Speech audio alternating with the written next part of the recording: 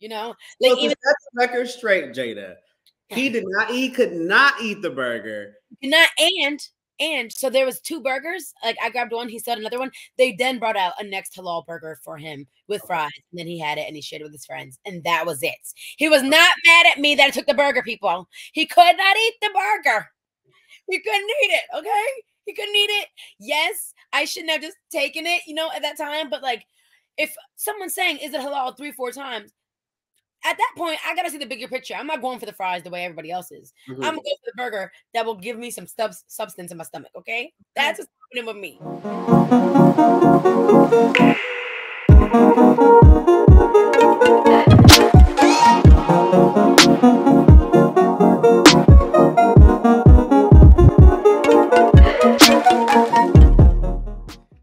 What's up, guys? We're back for one of the highly anticipated episodes of the show.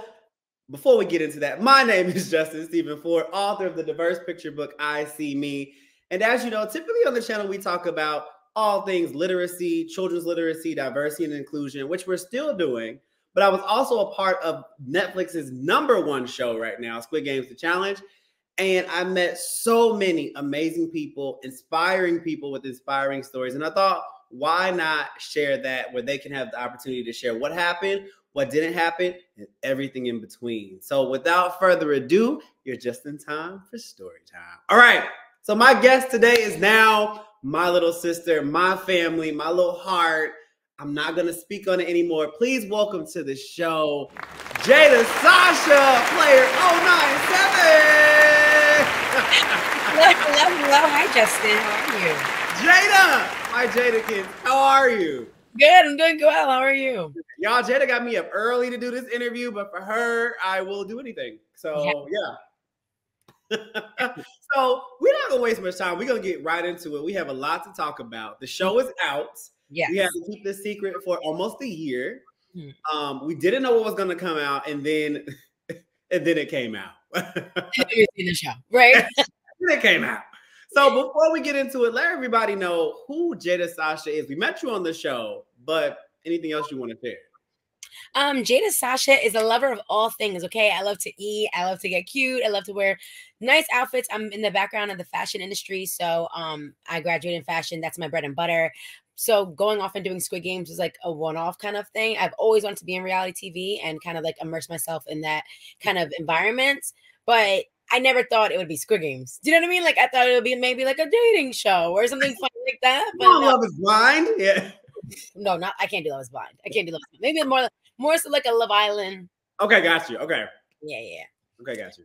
Yeah, so then coming back on to Squid Games is definitely like a one-off, but like I'm super competitive, so I'm like I can do this anyway. Okay, perfect. So you're on the show. So let's take it back to the very beginning of this journey. Squid Games, the show. Were you a fan of the original show? Oh, absolutely. Okay. Like I binged it maybe in 2 days after it came out. Like I haven't really I haven't actually watched it when it first dropped, and then maybe like after like a week or so, I saw all this buzz and hype about it, and I'm like, okay, let me watch it. And then from there, like I was like glued to my seat. So okay. So that's your kind of television competition show. That was all very enticing to you. And then you see that they drop the challenge. So they're gonna have an actual real life version of the show. Did you have to think about it? Were you hesitant, or were you like, say less? Oh no, I was like, say less. So actually, like how my whole application process even went, I was. You want me to be like completely candid? I mean, on Just in Time for Story Time, that's all we do. Okay, so it was at 1 a.m. when I saw this reality TV show application, and I was like literally sitting on the throne, right? Like at nighttime, and I'm scrolling on Instagram, and I follow a couple of casting directors already. So I'm scrolling, and I'm like, Squid Game: The Challenge. Like, what is this? Because in my head, watching it, I'm like, I think I could really do this. Like, I think I actually win. You know what I mean? So once I saw the application, I like recorded a video right then and there at 1 a.m. It's only been out for 4 hours since I saw it, so I just jumped right onto it. So you were one of the first to apply. So I applied like in the second wave, I think, of auditions, where it was like in like October, but you had to wait probably about 6 months before like all of that went through. Yeah. So I applied in June, and then I didn't hear back until September. Okay. So you're waiting. Had you forgot about it, or were you just like checking your email every day? Yeah, no, for 2 weeks, I was checking my email every day. I'm like, are they hugging. Like, where's like Jada? We love you. You know what I mean? Like, I'm not seeing that. So I was like actually confused. And then maybe I would say when July hits, I kind of just forgot about it. And then one day where I got a text message and my heart dropped. So okay, got you. Yeah, mine did too. So what you guys don't know, a lot of you guys don't know, is that the audition process took 6 months. We had physical exams, psyche evals, all types of things that we had to do.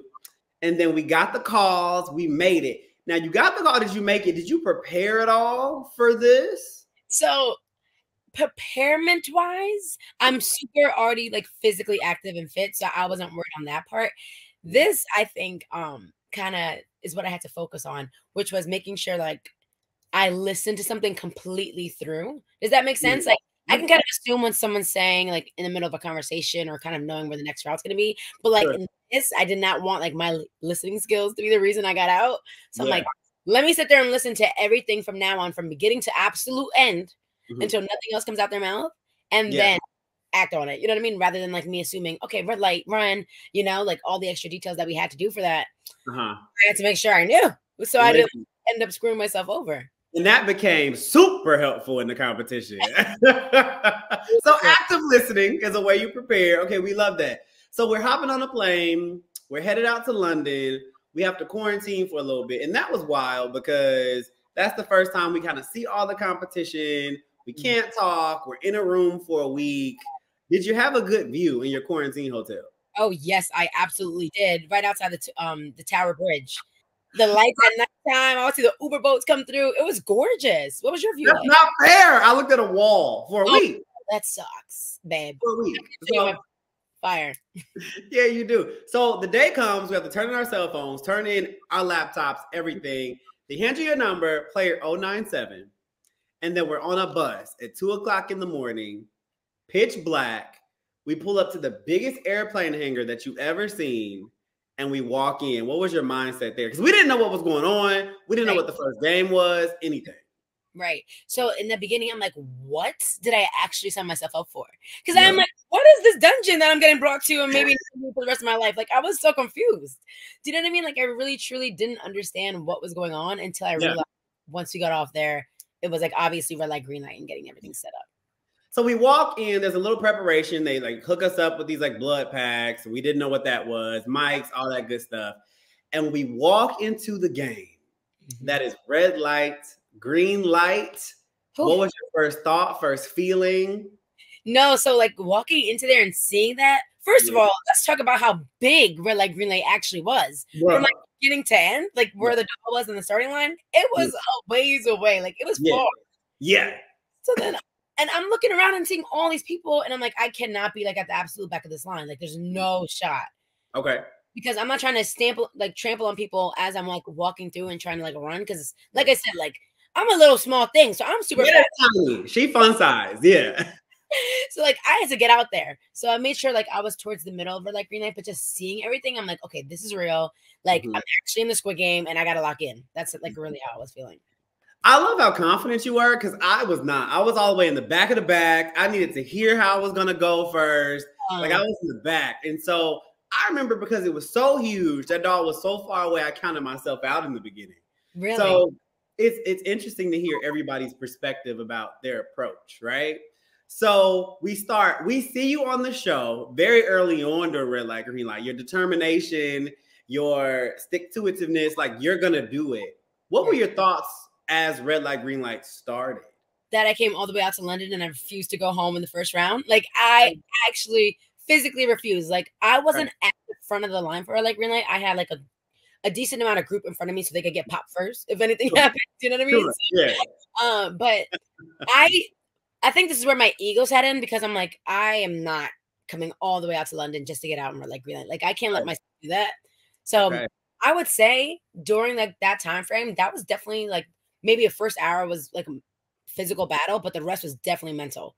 I agree. So let's talk about that really quick. What were the conditions like, Jada? Because we hear the rumors, we hear things. What were the conditions like? Well, first and foremost, like Netflix had an amazing team making sure that everybody was safe, healthy, like during everything was going on. So shout out to them because there was a lot of people. So being able to like handle something at that magnitude, amazing. But I mean, obviously it's Squid Games, right? Like we don't want anything easy. $4.56 million should not be easy. to get. So like, of course, it was on the colder side. Like we were there for longer hours, but if you want the money, you got to go through it. Like I feel like it's not typical, but I wasn't shocked at the conditions like that because, I'm like, this is red light, green light, and half of these people have to go. So true. So you knew it was gonna be tough. You knew it was gonna eliminate folks. Oh yeah, I knew I was going to be one of them. Yeah, not in the first game. Yeah, I refused. I actually was right behind Jada for most of it. Myself, shout out to the twins. We were there, Arlene, Darlene, but I remember seeing Jada in the game. So we ended up being out there for about 7 hours, roughly. It was definitely one of the hardest things I've ever done. We saw collegiate athletes, ex-Olympians go out, and then you cross the line. What was that feeling like? Amazing. I was like jumping for joy. By the end of it, I'm like, my legs, like I can't move. Like I'm just so happy that I actually completed that because it was super tough. You know what I mean? Yeah, like it's amazing to actually have that feeling like, okay, I finished the biggest round. Now I'm locked in. Like now I cannot fold from here on out. That's really how I was feeling. Like I'm like, okay, now I gotta like watch everybody and like know who's on my back. Yeah. So it got more locked in. Now, the one cool thing I will say during red light, green light is I feel like everybody, even though we're strangers and this is a competition, everybody did kind of in that moment kind of support each other to get through it. Right. Which I thought was really cool. Did you experience that? Yes. Like we just mentioned early on, I connected with the twins, the Mitchell twins. Shout out to them. Arlene and Darlene. So I'm 097. They were 095 and 096. So we were behind each other in line. And what a lot of people don't know is that during red light, green light, I did not look at that doll or the time not once the whole time. Like you didn't? I was like to the side. I looked at like her waist, but I didn't look her in the face. Oh no, like I was standing sideways. I was running straight and then I would finish sideways and look at the wall. Yeah. Like I don't really care how much time is left because I'm gonna get through it. So I'm like, I cannot have the time, like the reason I start buckling or shaking or anything like that. So while I'm doing that, Arlene and Darlene are running forward and they're giving me the time checks and they're like, okay, like she's about to turn, like just helping me in that way. Cause I'm like, y'all can look at it, doll. I'm not looking at that doll. So you don't look at her mug, you get through.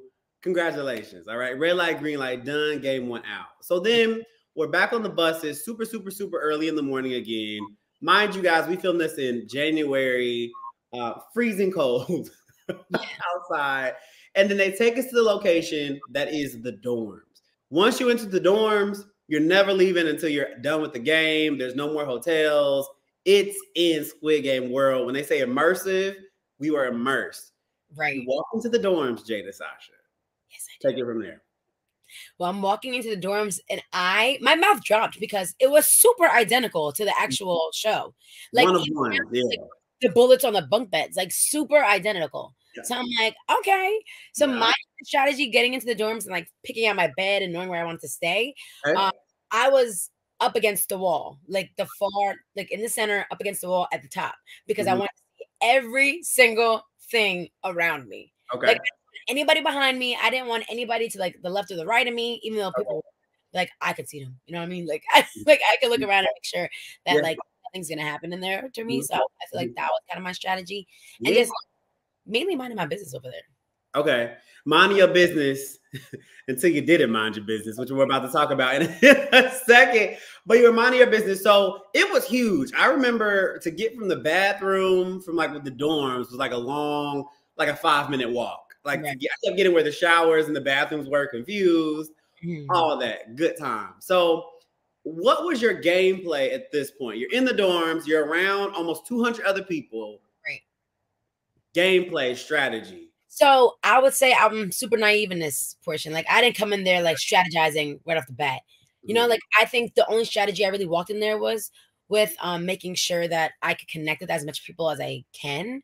You know, rather than like people like thinking like I'm just like a fraud or anything like that. Like I wanted to be able to have genuine connections. So if like all the twists and turns that we didn't know that was coming in the game, I wouldn't be affected. But other than alliances or anything like that, like I didn't initially go in there thinking that. Like I had me and my twins and Parker. That was like my little group, but we didn't, like established saying it was an alliance or anything like that. Like we were just genuine friends up in the top, minding our business. So you went in just being you.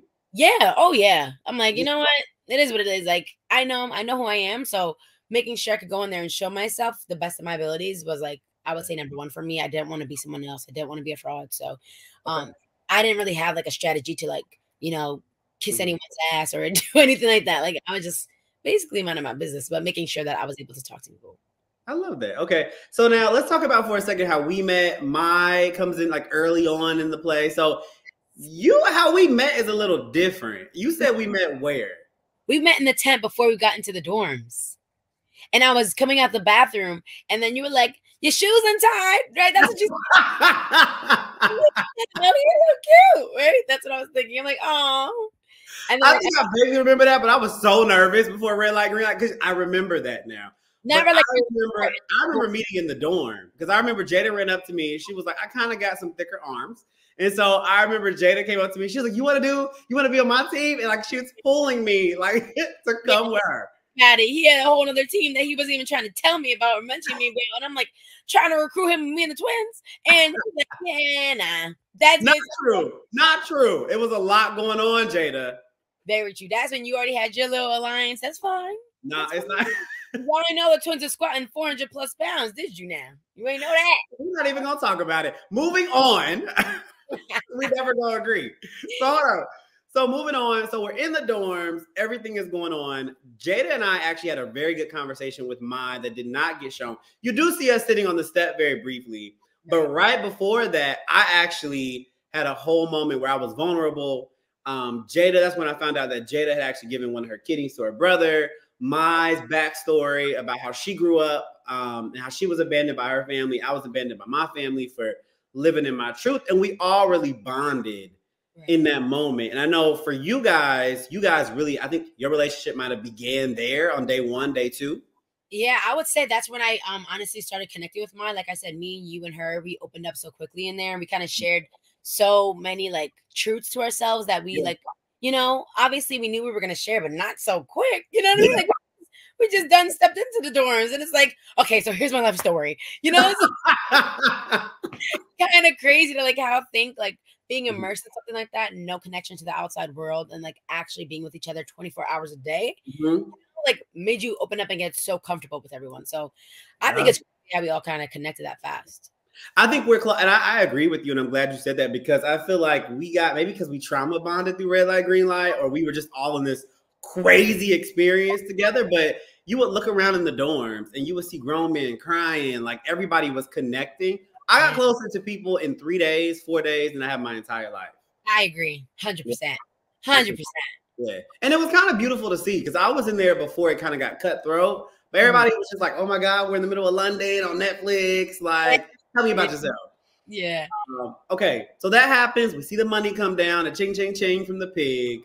Talk about the food. Let's talk about the food for a second. Okay. Talk about it. No, the food as in not the food they provided for us. Yeah, no. So the food, I mean, going back to what I mentioned earlier, like you can't be going there expecting a gourmet meal, man. There's 200 plus people and it's Squid Games. Like there's different tactics to kind of get to you mentally and physically, which it maybe did to me a little bit.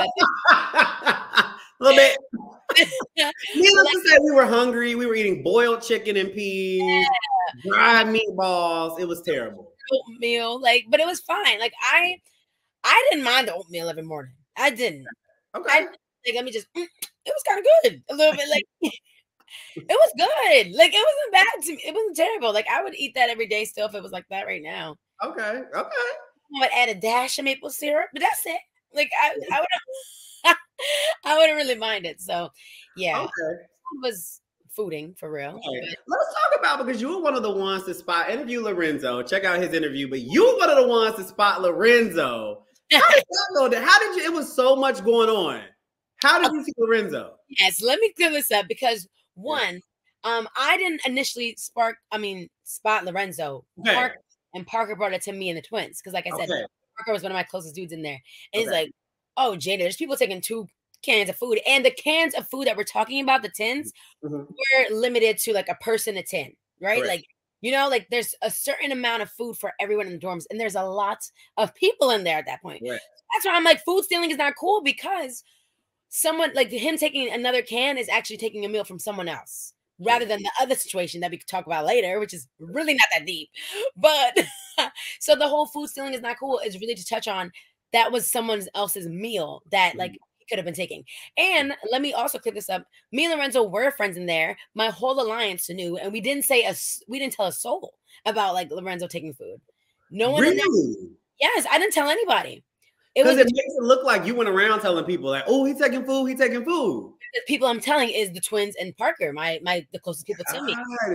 Okay, and brought it to us, right? So it's like if he's mentioning that, like we just make sure, okay, like we're not gonna tell anybody because I don't want to target on my back for running my mouth into dorms so early on, right? And I don't want whoever Lorenzo connected with to be mad at me either. So because that could also be another target on me, like rather than just on him. So I'm like, you know what? Your secret's safe with me, but I'm gonna be the first one in that line every time because I'm not gonna be the last person without a tin of food. So that's really how that went down. Like we were really cool about it. I'm like, yo, Lorenzo, you know you can't be doing that. Like because the tins of food that he was taking again, is strategic to people in the dorm. You did tell him though. I did. Oh yeah, we had a whole conversation about it. And when you talked about it, what did he say? He was like, listen, whatever. No, I'm so hungry. Like, I had to work out a lot. I need to eat. Like, you saying all that. We love you, Lorenzo. Shout out to Lorenzo. Lorenzo, right. No, I love Lorenzo. So that's what I'm saying. Me and him were even on good terms when I mentioned food. Okay. Because it made it look like he was mad about it. Okay. Right. It wasn't like I was being shady about it or anything like that. It was more so where I'm like, Lorenzo, people haven't even eaten. Like, you know, when the whole tin of food kind of ran out, they would have some people would have to wait like 20 more minutes to get like another food. So I'm like, that ain't cool, man. Like there's a lot of people, and it was 197 people in there at that time. Can we just, by the way, just show how you just threw that wet and wavy behind your head like that? So good. Yeah. She said. So listen. So that happens, that little controversy happens, and then we go into our second game. Mind you, we're just waiting around the dorms all day. There's nothing to do. People are making up games, talent shows are happening, all that stuff. So we walk into the second game, that white room. Come to find out it was Dalgana, game 2. White room is a psych ward. It's a psych room. Walking into that. So hold up. So mind you, on the show, that happens, tug of war happens when they walk in that room. So we didn't know, but they walk into that room before every game, come to find out. What shape did you get and how did you get that shape? So I got triangle, which fun fact, actually, I was in the star line. So Arlene and Darlene were in the back of the triangle line. And I, at this point, like I was with another group. Like I said, mainly just prepping for tug of war. Like I had to make sure my loyalties. Right, but then I'm like, I kind of don't want to do this game with these people. Like, if I'm gonna get out, like I'd rather get out with my girls. So maybe with like 2 minutes left, I ran to the back of the line with them. I'm like, guys, I don't know what I was doing over there. Like, I need to be here with Joe. So that's how I ended up in the triangle line. Okay. So you're in the triangle line. I too was in the triangle line. I too, and it's wild because you see our reactions. That TV turns on, and you know we see Brighton and we see Spencer, like, and how they're picking the shapes. And like I was like this the whole time. I was like, this is such good television. And what y'all see, the whole show are genuine reactions. I don't think any of it is fake. One take. They never were like, yo, can you all rerun that? That never happened. So we get in the room, the triangle happens. What was your strategy for Dalgana? So my strategy for Dalgana was a little bit more scientific, I think, than the rest. Okay. Mainly because so if it's a triangle, right? Like, you know, the shape of the cookie is that big, the triangle's inside it. The first thing I'm thinking about are there air bubbles in there. So I kind of like started like, I know. Like, because once the air bubbles crack, that's like cracking the cookie, you know? So I'm like, okay, let me add like 3 extra lines like demarcation outside of my triangle. So like once scratching like the main lines or like, you know, licking and doing all that stuff, the air bubbles are popping to those lines rather than the lines of the triangle. That's how I did it. You know, so so I'm like looking the back of it. I'm like getting it kind of wet and stuff, but like I'm like, I need to do like a deep enough indent so the air bubbles will go to those lines rather than my cookie. Because Justin, like, I don't know if this happened with your cookie, but if you're just scratching on the lines, the air bubbles are rushing to those lines. Sure. Cause a crack across the cookie, which you would know. That's what happened to me. Air bubbles. So air bubbles got me out. Got it. Air bubbles got you out. No, she's not just pretty. She's smart too. Okay. So hold up. So so you're licking the cookie. Now the twins, your alliance or your group of friends that you had kind of made, boom, go out. Pop, go out. Right in front of you. I'm on the other side. Pop, pop, I'm out. Right. And then you have to get up, walk your cookie out. What was that like going back into the dorms after losing a lot of the people you had formed relationships with? So I didn't actually know the twins weren't coming out because I finished my cookie maybe with like a minute and a half in or something like that. I had like, or maybe 2 minutes and a half. I had 7 minutes and like 30-ish seconds left. Your cookie popped out. My cookie was just like burnt. It was thick. Like I held it up to the light. I couldn't see the cookie, Justin. Well, you know, after like 4 days of no food, anxiety, you're not thinking straight. You're just like, I want to do it. I want to do it. And I did it. But like, I didn't really have a strategy with Dalgona besides like the lines. Like, I didn't practice Dalgona at home. I didn't do any of that. And I feel like me as a person, if I did that at home and I know I kind of like completed it, when I go there, I'm like, oh, I got this in the bag, and then it cracks, and then I like be so sad. Like you know what I mean? So, but you practiced it at home, right? Were you like successful? I did. I made cookies. I was, had the chopsticks and the baking soda, all of it. Really? Yeah. I got the kit in the kitchen. Yeah. Okay. Do you still have the kit? Because I'm gonna come over there and you're gonna make it. We can make it together one time. Yeah. Exactly. That would be nice. I like that. Yeah. Okay. Like, so you get through first. Time is going. You start seeing people come out. The people you made relationships with are not coming out. Right. And I'm sitting there like, where's the twins? Like, where's the twins? Like, I'm waiting like, they're gonna come. Like, I was so sure. Like, they're gonna come. We got Triangle. They're gonna make it through. Like, I'll be fine. Never came. Never walked to the door. Jada is by herself. And I'm like, this is amazing. Because like I said, for those first couple days, like, even though I had those conversations with you and mine and everything, the twins are my main people in there. Yeah. Like, up to like after Dalgona. So it's like, who am I gonna talk to? Like, like I'm just not understanding what's going on, like what's going on here. I have nobody that I really trust in there after that. Like, nobody I was super close with. So at that point, like, I had to start reading the room. I had to go around making my conversations, planting the seeds, and making sure that I was able to, form other connections, because we truly sat in there and just minded our business and talked about life and just like really enjoyed each other's company. So coming back outside of Dalgona and not seeing anybody that no one loved was really sad. Yeah. Sad. Yeah. Like, I feel like when I kind of felt like, okay, this is Squid Games, people that might not be coming back. Like, yeah. I imagine for a lot of people, because that was the end of my time in there. But I have made some close relationships. I have met you. I have met other people, and like I feel like it's the closest thing to like death without someone dying, because you literally sleep with them, sleep next to them the night, and then you don't get to say goodbye. It's none of that. You just never see them again. Never. And after, like, you barely know their last name. You barely know their right. We have to like try to remember each other's Instagram in there. We don't have paper or pens or anything. So yeah. So that happens. The piggy bank comes down again. And then some time goes by. And then all of a sudden they bring out a telephone. Okay. We have to talk about it, Jada. We're going to talk about what happened. And I will talk about it. I'm not embarrassed. Go ahead. Okay. Okay.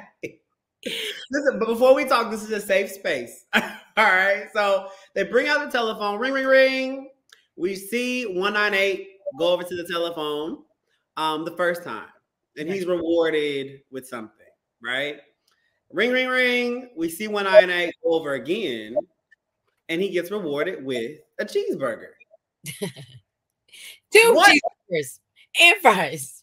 What actually happened with the cheeseburger, Jada? She had a hamburger gate. Okay, this is what happened. Hamburglar, yeah. HBC is actually what they called me in the dorms after that. Chaz, shout out to Chaz. He came up with that nickname. But so what happened with the burger? This is what happened. I already mentioned this on my socials, but I will give like the full extended version here. Okay. What happened was, like we said, we seen him pick up the phone. We saw him pick up the phone the second time. Now, all of a sudden, you see the guards' gates open like you do in the show, and they come out with a tray of food. When I tell you, it smelled phenomenal. Like, it was so good. Like it smelled amazing. Okay. They're bringing it down, and mind you, like I'm just looking, like I'm looking, like I'm like, oh my god, like I want that so bad, Mhm. but I wasn't gonna take it. I was not gonna take it. What made me end up taking it is once 198 got the tray of food. Okay. He's holding it. Everyone's already around him. Like if you can see in the clip, I'm like on the outside, but I'm like getting Right. close, inching in, squeeze him all the way through there. Like that's happening. So then once he gets the tray, I'm like listening to him, I'm like, wow, 2 burgers and fries. 2 of them is crazy. You know, Mhm. like, I Mind have you, a we've been eating boiled chicken and peas. Yeah. so 2 of them, I'm like, 2 burgers and fries. Wow, that looks really good. Then I'm like, but I can't do that, Jada. I can't do that. Like right now, like I'm arguing with myself in my head. And then I hear him say, is this a law? And I'm like, wait, is it a law? Right? So he's like, he says it again. He's like, is this a law? And the guards are looking at him. And I'm like, like, is it a law? Like, can you guys give him an answer?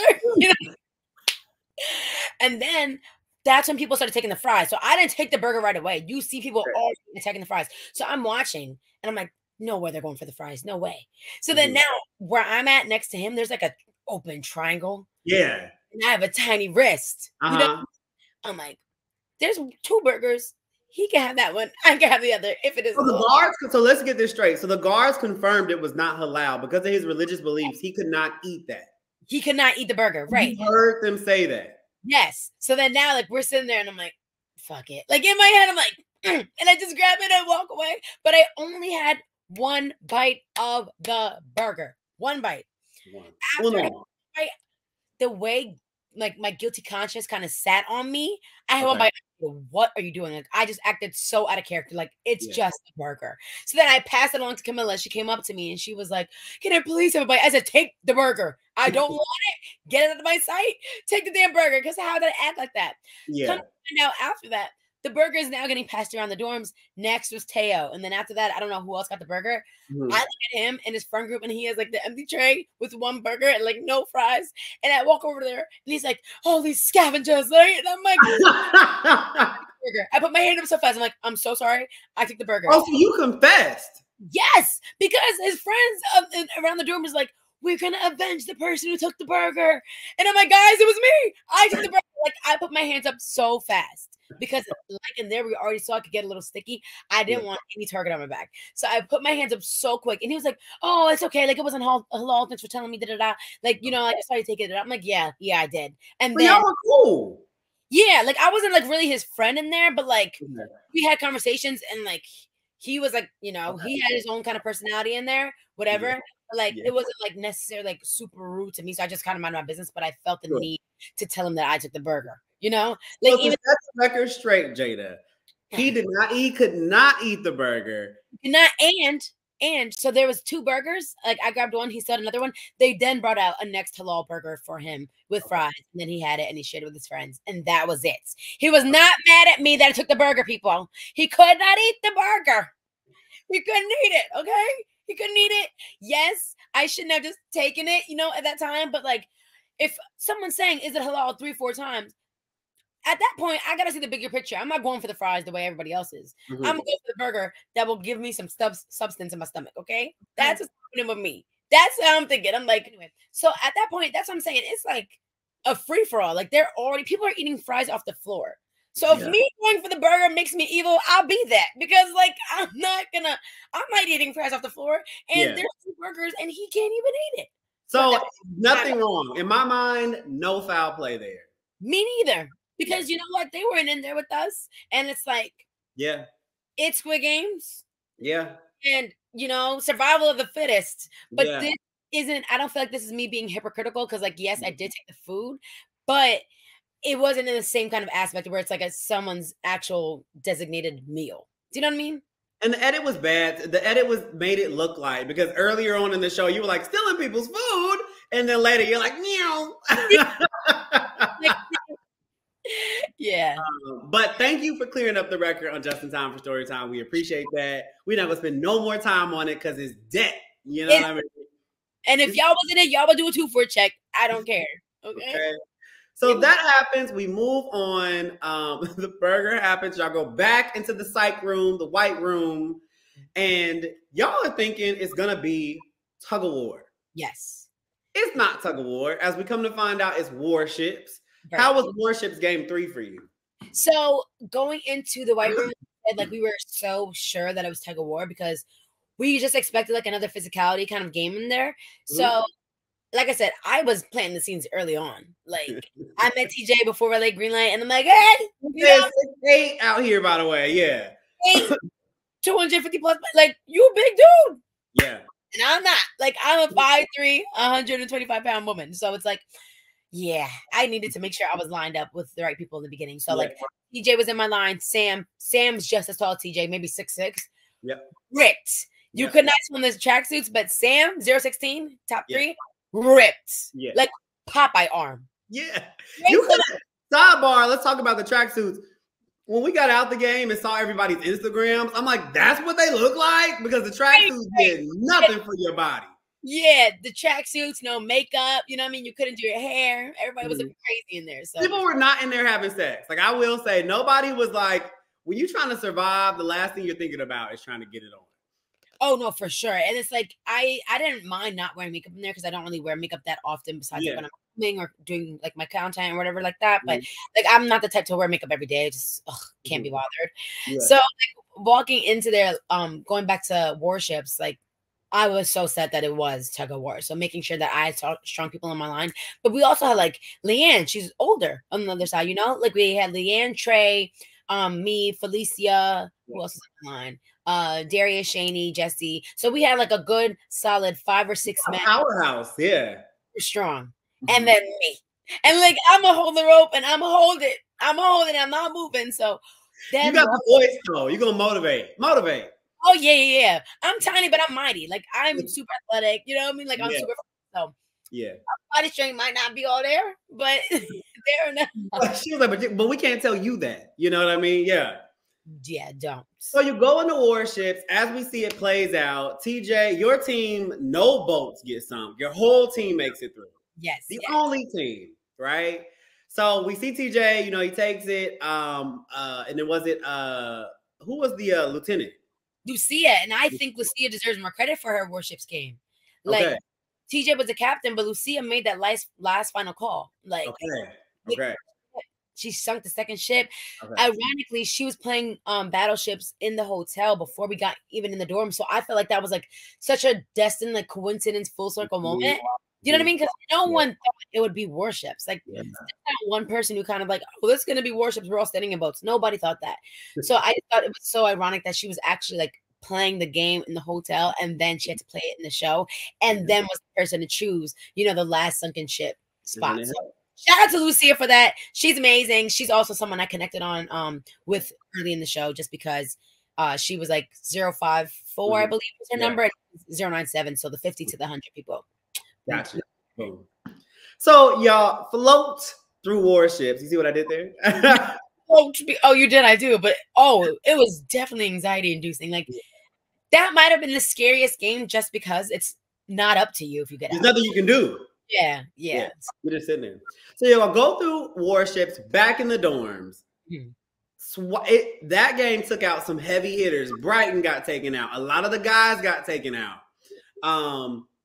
What was it like going back into the dorm this time? So this is the second game where people are eliminated. How was the vibe back in the dorm? It was the third game that people were eliminated because third game. You're right. Third game. My bad. Yeah. No. So the vibe was after that, like you kind of just start seeing the numbers drop. Yeah, quickly. Like, like under 100 now after warships. So the chances of winning and feeling the money became extremely real. Like, you know what I mean? I feel like that's when people started like, oh, I can win. Yeah. And it's like, I feel like that's where the claws started coming out. You know what I mean? Like people started moving a little bit more grimy, shiesty, like more so where it's like, this is a true possibility now for a lot of people. So it's like, everybody's kind of tightening up and making sure like they could be aligned or do what they have to do. And like I mentioned at this point, still in the game, I don't have like a set of lines. You know what I mean? Like nobody I was still super close with besides me trying to be connected to TJ because of tug of war. Gotcha. So you were kind of here, there, kind of a little bit of everywhere. Right. And you have such a social butterfly personality. So it's not hard to like love Jada. I can see like you just, and I can see, I remember you running around like, meow, meow, meow. There's 2 sides to me, man. That was exhausting. Oh, I know.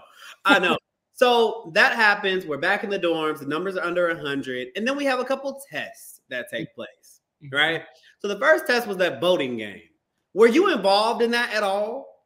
So I wasn't. Like, I didn't play a big part in the voting game.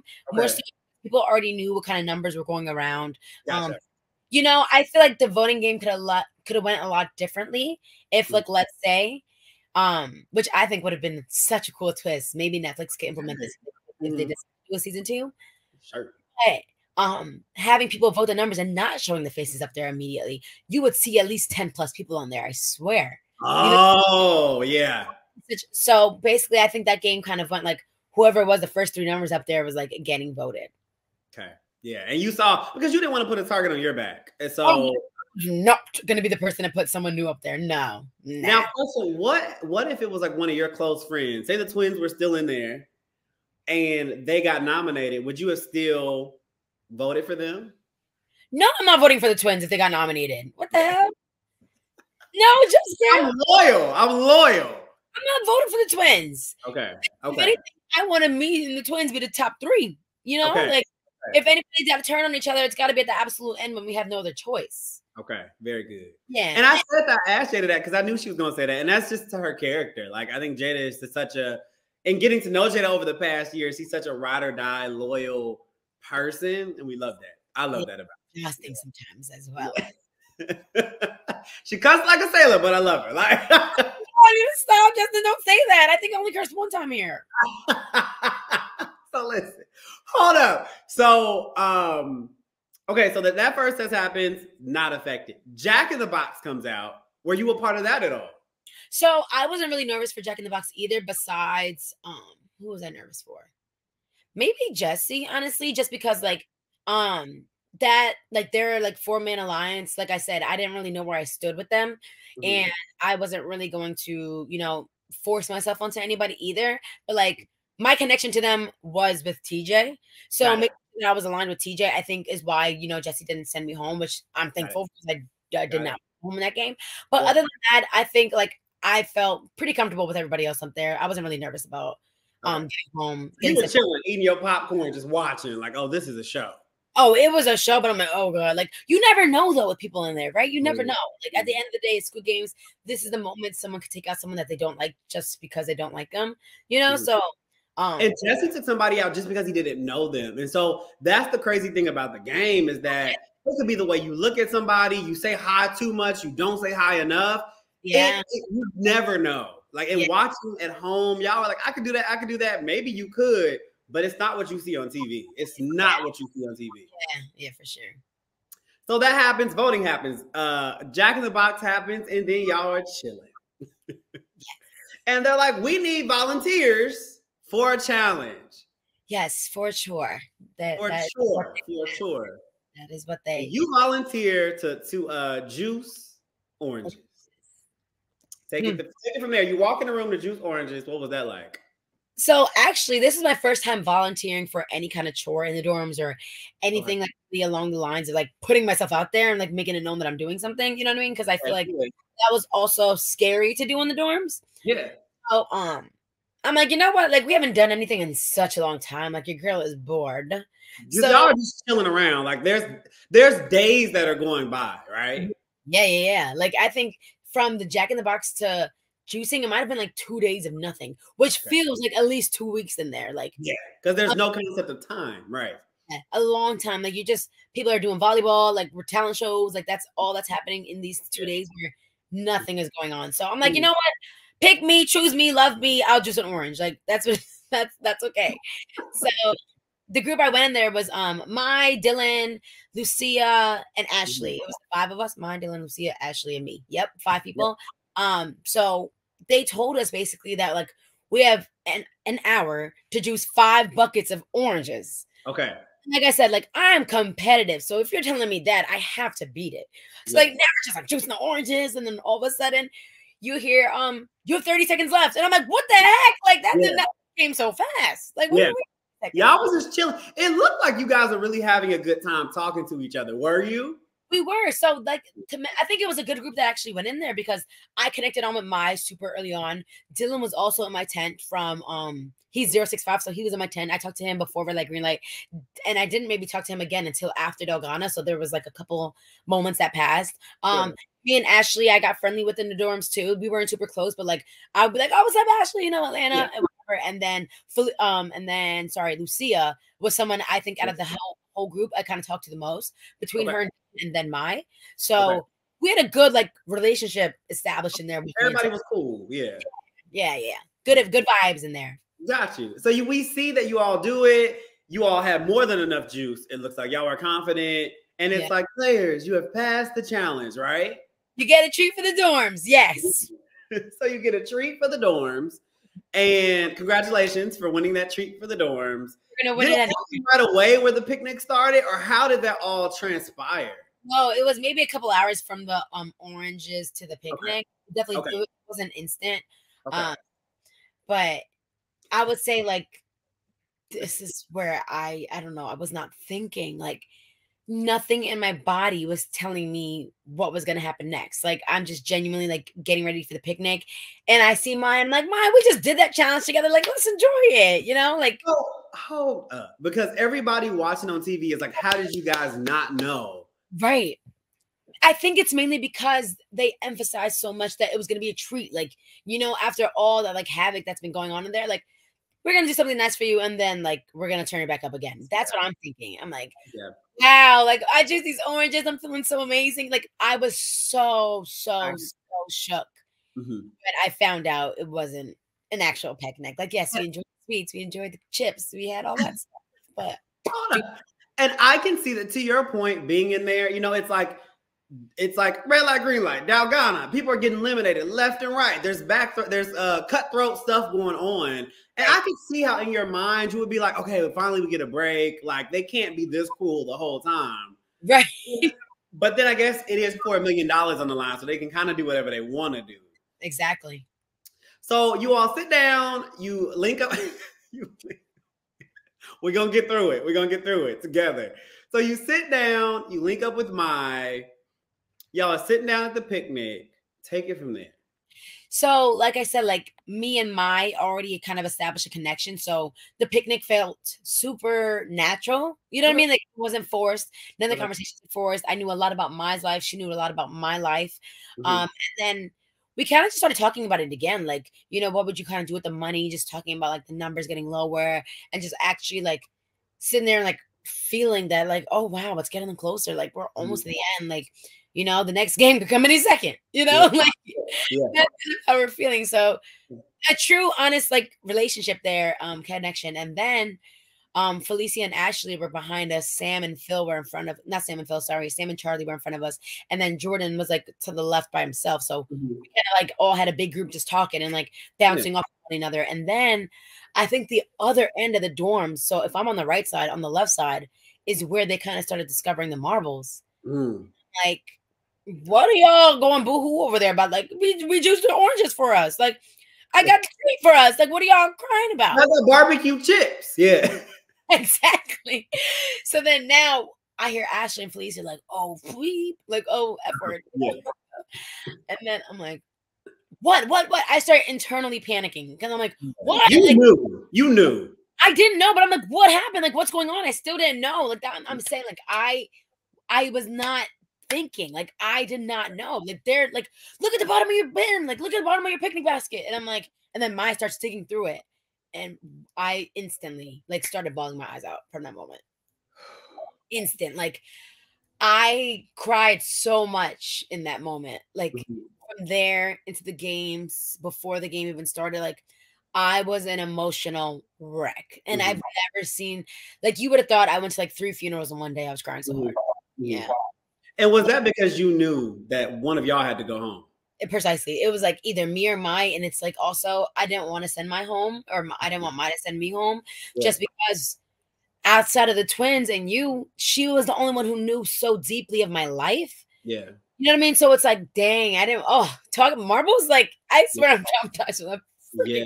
So it's like, I was so open with her, and it's like, it sucked to know, like, only one of us is basically coming back into the storm. Yeah. For sure. And that's the crazy part about the game, is it really is like about who you are, who you want to be, in your character. Because again, people watching on TV are like, oh, y'all were in there. How did y'all get so close? These feelings are fake. But what you don't see is, like I said, red light, green light took 8 hours, but they showed it in 12 minutes. You know what I mean? Like, we were in there. All we had was each other.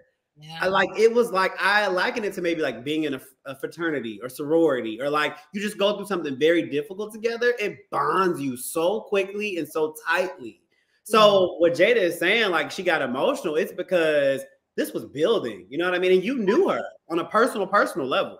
And at that point, we've probably been in there for like maybe like a week and a half now. You know what I mean? So like people are super close. Of course, there was other people I was closest to with. This is when I started getting acquainted with the corner, you know, here, like, I would say maybe the day before that is like when I actually started like talking to Rob and Melissa for real. So, definitely, I would say out of all those, I felt like I was actually going to choose Lucia because like, I'm like, oh, look, we also did the oranges together, but I also knew Lucia, but not to the extent where Lucia really knew my life the way mine did. But I felt like it was honestly supposed to work out that way, me versing her.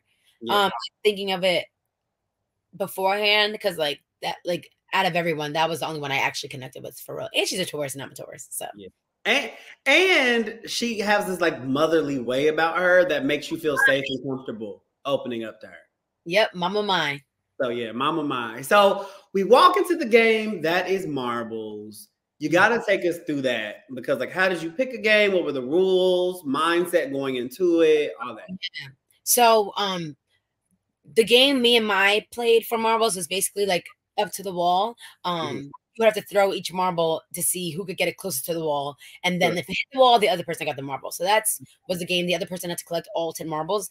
So walking into there, like the pressure that you kind of felt, like, I will be completely honest, I think I probably lost before I even walked in there, because I was just not in the game. Like my head was so like frazzled. I was not like the typical like competitive person I was just like down so bad on the point, like, wow, I could go home, or wow, like Mike could go home. Like I wasn't thinking about the game. I wasn't really thinking about like performing, and my had to kind of like be like, Jada, you gotta get it through. Like you gotta, you know, like you gotta fight to the end. Like you gotta play the game. And I'm like, okay, yeah. But like, dang, you know, like I couldn't get over the fact that like, wow, I could possibly not be going home. Like I'm leaving, you know? So I think mentally I lost the game before I even played it.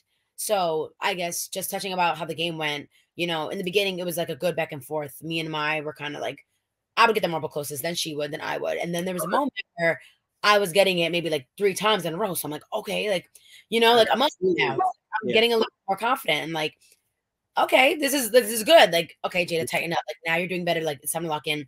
But I feel like I kind of felt that way too late, because after that, like we went through at least half of the marbles already. It's the wall. The next 3 marbles, Maya's hitting it here, like directly against the wall. I don't know how she did it. So it's like groove, like once she got in the groove, like she was hitting it here all the time. And me, I used to run track, so my hand-eye coordination ain't there for real, you know. So if she's hitting it here, I'm hitting it here, or like I'm hitting it like I'm close, but like she's right up against the wall, kissing it, So then it came down to 1 marble left. If I got the marble, I won. If she got my marble, she won. And I don't remember honestly who threw it first. I think I threw it first, but I think my throw was like it is what it is. Like I don't think I really threw it to kind of win, because at that point, like I got a marble, then she got it. So like we were doing this back and forth battling over this. It was a good game, yeah, for a long time. You know what I mean? So then she got the marble. I sat there and I cried and I cried and I cried. And I'm like, please don't let me go home. Like I was devastated for sure. Oh, you said that. Please don't let me go home. Yes. I'm like, Mom, please let me stay. Please let me stay. Because we had a conversation previously. She was like, if I ever verse a friend, you know, like I'll let them win. I'm like, you can't let me win. Like you can't just, you know, send me to the next round. Which damn it, I should have done it. You know, like you're saying that when this first happened, Maya was like, I'm just gonna let you kind of win. She was like, if I like ever versed a friend in like a situation like this, like I would let the other person go, like win. And I'm like, no, like I can't. Morally, I couldn't win like that. You know what I mean? Like I felt like I would have like cheated the game, or something along those lines, but I just couldn't do it. Like I just couldn't let someone just like give me the win. I'm like, this is a lot of money on the line. Like if I'm winning this, I'm winning it fair. You know what I mean? Yeah, I love that. You had one of the more like heart-wrenching scenes for me when I was watching was you said you got all my marbles. And I remember when you said that, like my heart just dropped. I was watching it in bed late at night and my heart just dropped because I know that feeling of just like, it's over. Yeah. You know what I mean? And you had been through so much. So you get eliminated. We see Mai goes on. Shout out to Mai. The game is over. What are you feeling out of the game? So, like, the game is over. So, I mean, like you guys saw in the beginning of the marble scene, like I opened up about like my whole kidney surgery. I donated my kidney to my brother a year ago from Squid Games. So in January of 2022. So the money that I was going to make obviously would, you know, help my family, set myself up, pay off my mom's debt, like help her out as much as I can. And then also I wanted to donate a portion to a kidney donor assistance center, just because when I was donating my kidney, I had the help because like we weren't at that, I would say financial stability to like just go ahead and do this. So I was lucky enough to get that help. So I'm like, I'm not the only family that's going through this. Like there's multiple people that, you know, need that extra love and need that extra financial kind of burden lifted off of them. So that was my number one thing to do, I think, with the money. And then getting out of the games and getting eliminated, I'm like, damn, like I can't do that right now anymore. Like that's just not a possibility. So feeling that definitely came on to me. And then just more so like I didn't want to leave. Like I didn't want to leave yet. And that my whole story and with my kidney wasn't even the main reason why I was crying. It was because I didn't want to leave. Like I did not want to leave. 2 weeks after the dorms, I feel like I still needed to be in there. Like I didn't want to leave, you know? Yeah. That's kind of where I was at for me. And you were so close. Like you were like, when it's 456 people, you're like, this is just a game. But when you're top 50, top 40, top 30, then it starts to get attainable. Like it's right there. At that point, I think I was top 40. Yeah, people got eliminated like half the game, and then like going in it for Mai, you know, she ended up being like top 30, top 32. So knowing that could have been me, I think is what actually beat me up too. I'm like, damn, that could have been my spot. Like, you know, but other than that, the game is the game. It is what it is. Like she won fair and square. No ill will towards Mai at all. I love that girl, you know. So we love. Shout out to Mai. She's doing big things right now, as we see. So take it home. If this comes out, take it home. So the game is over. You're back home. Shout out to Netflix welfare team for checking on us and making sure we're mentally okay. Because it was a little bit of adjustment phase getting back. But yeah. But where is Jada Sasha today? I guess one of the questions I have is, what was your biggest takeaway from this experience? So my biggest takeaway from this experience, definitely, and I don't know if this is like a common answer, but the way I kind of communicated with others, like I said, like it seems like I'm this social butterfly type of person. I could sit there and talk to anybody, but like I really don't like talking to people that often. You know what I mean? Like I love to be to myself and be with my group of people and with, you know, the people that I know, love, and care for me and I can trust with my whole heart. Whereas in the games, like you have no choice but to talk to people. So I think the games definitely helped like my communication and networking skills. Now I can hold a conversation with anyone. And like, yes, before I could do that, but not to the extent of where I could do it now. Like I could talk to anybody for hours now about anything and just find, you know, that mental, like that agreement that we can kind of really like have this conversation bloom. Whereas before I'm like, so, you know, it was like surface, but now you can get like meaningful, deep conversations. Yeah, now I can break that wall with people for sure. And then also I would say it helped my confidence knowing coming out of here with such adult relationships. Like you guys got to know me, like you, Justin, when I was 24, and obviously now I'm 25. But like I never sat there and like introduced myself to people at this like bigger age. I feel like that kind of stopped when I was like maybe 18 going into college, or like 21 in schools, like all of that. But like you guys got to see me as an adult who already had experiences and had baggage, and like, be able to kind of bring that, and like you guys taking me from who I am, like rather than like me trying to like grow. And like obviously we're growing every day, we're learning every day, like new about ourselves, but more so like being able to like come there as like a full person, you know, rather than, oh, Jada, this is how you used to act like when you were like versus your childhood friends, right? Right, like, or childhood family, like, it all relates to the same thing because they knew me at such a young age and then see me grow. So, like, if I'm reacting to a situation, I would get a different response from them than I would get from you, if that makes sense. We love you for who you are today. Yeah. And as a player to player, let me just take a moment to say, like, Jada, I love you because you are so confident. You're unapologetically you. And I know the show came out and the way the edit looked. Y'all, I just want to say for the record, reality TV, it's TV. It's just that.